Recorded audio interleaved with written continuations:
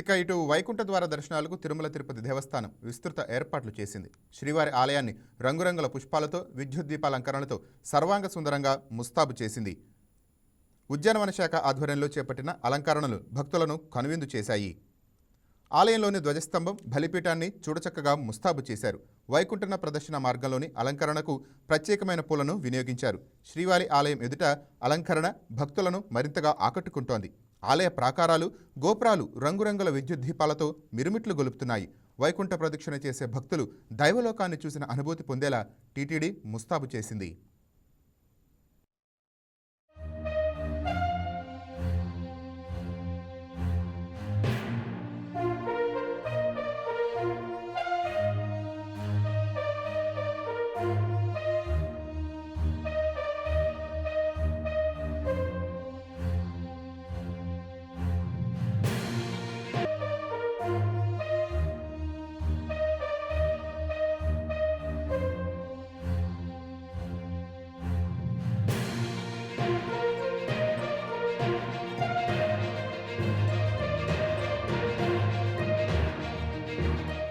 ఈ వీడియో మీకు నచ్చినట్లయితే లైక్ చేయండి, షేర్ చేయండి, మా ఛానల్కి సబ్స్క్రైబ్ చేయండి.